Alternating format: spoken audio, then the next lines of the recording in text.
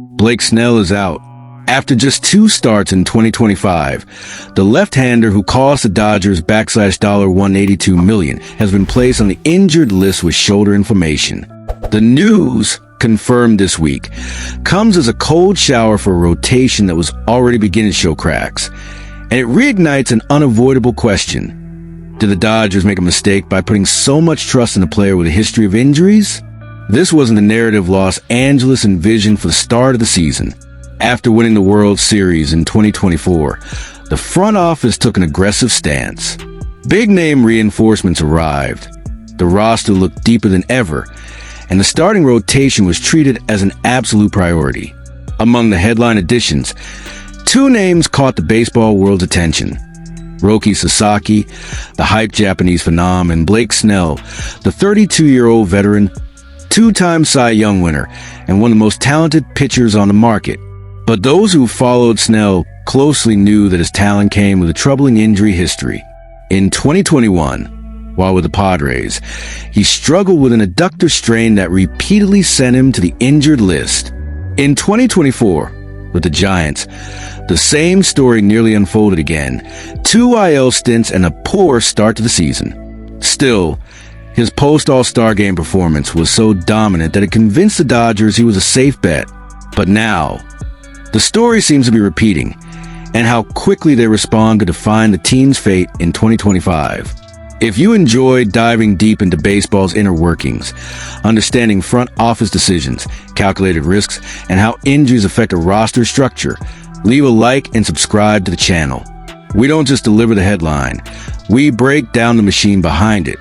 This past Thursday, Jim Bowden, senior analyst for The Athletic and former MLB GM, released a list of players considered disappointments early in the season, and there was Snell. According to Bowden, the Dodgers committed $182 million over 5 years to a pitcher who's barely made it to the mound. The criticism is direct and grounded in facts. Snell made only 2 starts before being sidelined with shoulder inflammation. That stat alone is a red flag. But it becomes even more concerning in the context of the current state of the Dodgers' rotation. What many fail to realize is that the risk with Snell was known and accepted. The Dodgers were aware of his injury history, but they also saw the upside. In 2024, he had one of the biggest turnarounds of the season. Before the All-Star break, he carried an alarming 6.31 ERA over 35.2 innings. The numbers were frightening. But in the second half of the year, it was as if a completely different pitcher had taken the mound. He threw 68.1 innings with a 1.45 ERA and held opponents to a .189 batting average. Absolute dominance, comparable to any ace in MLB. And there's more. Snell is also one of the most lethal strikeout pitchers in recent league history. He holds the record for the highest strikeouts per inning ratio among all pitchers, with over 1,000 innings pitched. He averages 11.2 strikeouts per 9 innings, a figure that places him alongside some of the game's greatest. That's the profile the Dodgers signed, a dominant lefty, tough to face, who, when locked in, can carry an entire rotation on his back. The problem is, he has to be healthy for that to happen. And that's the most critical issue right now, because Snell isn't the only one out. The Dodgers' rotation has already been hit by injuries. Names like Walker Buehler, Dustin May, and Tony Gonsolin are also dealing with physical issues.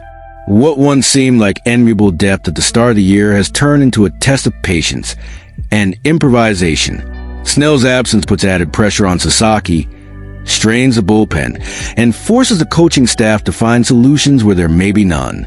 The Dodgers went all in, and now, with Snell out indefinitely, the team finds itself in a kind of limbo. It's not an official crisis, but it's also far from a stable situation.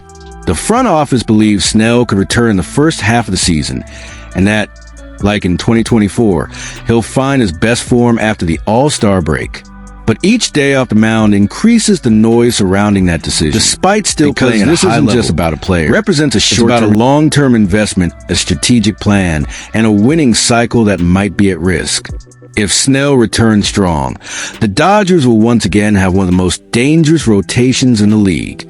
But if the shoulder doesn't respond, or if another injury arises, the team may be forced to rethink its 2025 strategy, whether through the farm system, internal adjustments, or eventually the trade market. But that's a scenario for the future. For now, the lingering question is Blake Snell still the right bet for a team chasing back-to-back titles? Or did the Dodgers place too much faith in a body that, once again, is starting to show signs of wear?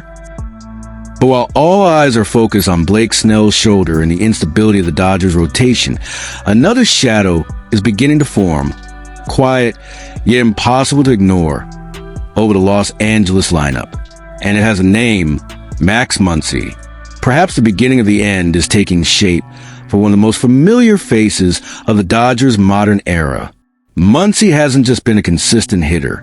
For years, he's been a symbol of resilience, an unlikely find turned cornerstone. His presence at the plate, defensive versatility, and knack for clutch moments all translated into numbers, wins, and respect. And today, even with a team-friendly option worth just $10 million for next season, his future with the organization is anything but guaranteed. Behind the scenes, the rumors are louder than ever. But the most intriguing part? The latest proposal gaining traction in the media doesn't involve trading Muncy directly. Quite the opposite. It suggests the Dodgers are already thinking beyond him. And that, in itself, sends a powerful message. Jim Riley of Ballcap Sports proposed a trade that would move major pieces between the Dodgers and Orioles. The deal? Los Angeles would send Tony Gonsolin and Josue De Paula to Baltimore. In return, the Dodgers would acquire Charlie Morton and Coby Mayo. Riley didn't mince words. If you're the Dodgers, to get Coby Mayo, you have to take on Morton's contract. I think you do it. At first glance, it seems like a pragmatic deal. But beneath the surface, there are complex layers. Tony Gonsolin is no ordinary cog in the Dodgers machine. When healthy, he's one of the most dependable arms in a rotation, a trusted pitcher with big game experience, sharp control, and a strong clubhouse presence. Giving him up, especially now, with Snell injured, Ohtani limited to DH duties, and rotation uncertainties, feels risky at best. But what shifts the equation is that all-important phrase, when healthy. It has haunted the organization time and again. The Dodgers are known for their patience. They know how to wait, how to assess with a cold eye, and if by the trade deadline the rotation stabilizes, with Buehler finding his rhythm and Yamamoto and Glasnow delivering consistency, a move like this might shift from bold to strategic. And that's exactly where Coby Mayo enters the picture. Mayo is no ordinary prospect. For the past few years, he's been one of the most talked about rising talents in Major League Baseball. Tremendous raw power, defensive range, instincts. He's the kind of player who, with the right development, could become a franchise pillar for the next decade. But he's not there yet. In 2024, during his limited opportunities with the Orioles, Mayo played in 17 games. His batting average, .098. He struck out 22 times in 41 plate appearances. In 2025, things haven't started much better. Since debuting on May 3rd, he's posted a .083 batting average with 6 strikeouts in just 12 at-bats. He's a raw talent.